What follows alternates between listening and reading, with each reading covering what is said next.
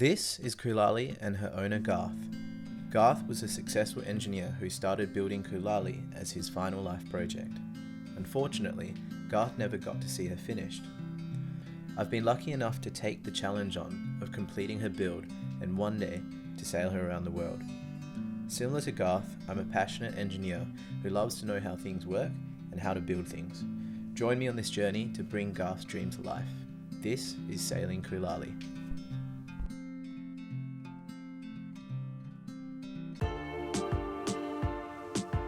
Welcome back to Sailing Kulali. Today we are on Breeze, which is not Kulali, but we're meant to be a sailing channel, so we got to put some sailing content into it. We're leaving Perth City, which is there, headed for Rottnest Island, which is 10 nautical miles upriver and then another 8 to 10 nautical miles across to the island. The weather looks pretty good today. There's not much wind in the morning, but it's going to be about 15 knots southwest when we get to the heads, which is sort of perfect. On this trip, our big mission is to try and spear a beautiful eating fish. We've got Simon coming along as well. He's behind there in his boat Halcyon, and together we shall succeed. Stick with us and let's see if we catch a fish.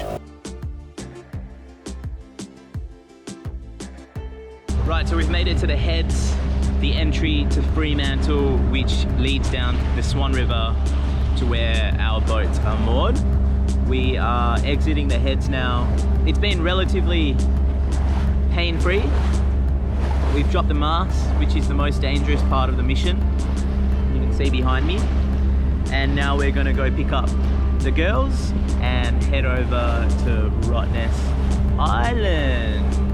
So those are 40-foot containers on the front, and then you got some 20s, which are the half-size ones. What's interesting is a 20-foot container went from a price of about $2,000 secondhand to now around $4,500 secondhand just for the container. And shipping used to cost $2,000 to send a ship, and now it costs around $10,000 to ship. Fun fact.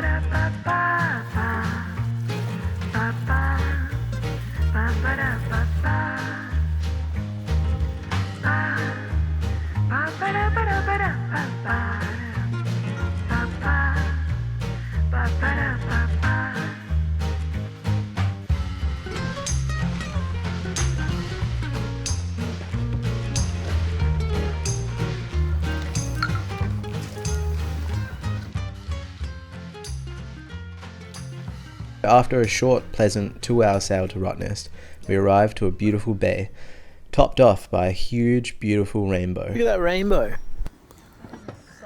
After safely mooring the boats, we hired a bike from Michelle and went for a quick ride around the island. Lots more beautiful bays, and we found a creepy building in the middle of nowhere, still furnished with old bunk beds.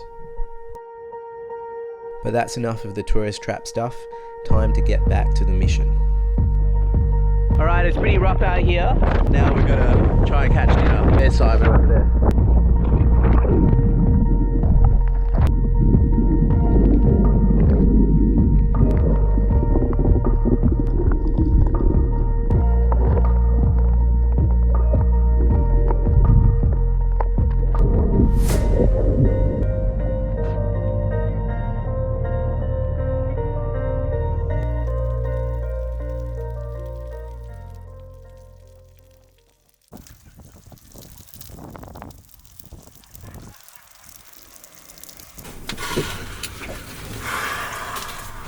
We caught the wrong fish.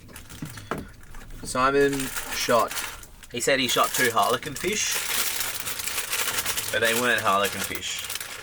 They were a fish called a dusky morwong. No, called a red-lipped morwong, and it's 1-star eating.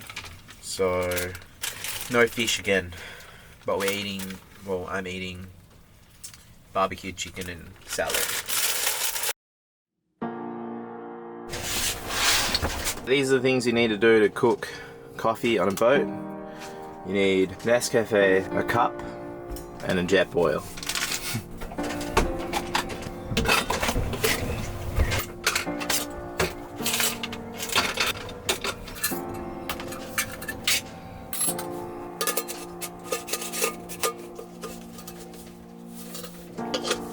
For safety reasons, you should always use a jet boil outside, because the theory is butane will sink and then explode.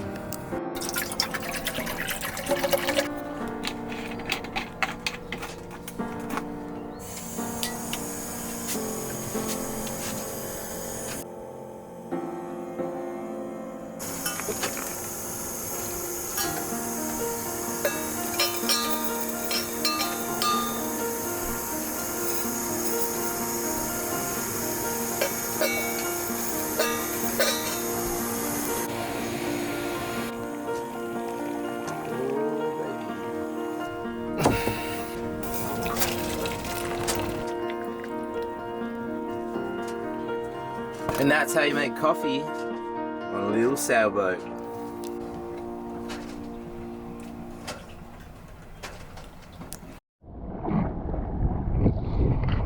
Alright, day 3. Let's hope we can catch a fish there.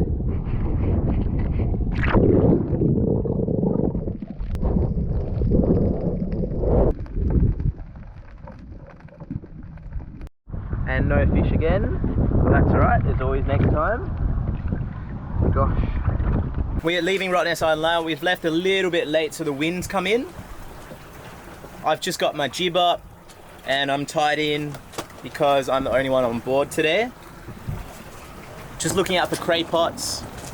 There's one ahead, so I'll make this quick. So we did quite a lot on the island. We didn't catch any fish.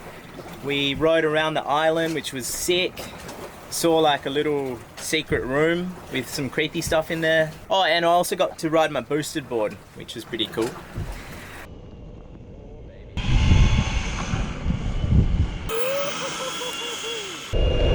Cool, hopefully less sailing, more working on Kulali. See you soon. But it's pretty windy. 20 knots, 20 knots. I've reefed the mainsail for the first time on a trip back. I think it was the first time, or first time solo, and I adjusted the autopilot. That was cool, thank God for Google. I've got my Boss long black iced coffee. There's Simon behind us, and there's a banana on board, which I think is why we didn't catch any fish. Super Valentina. What? What is that? Drugs.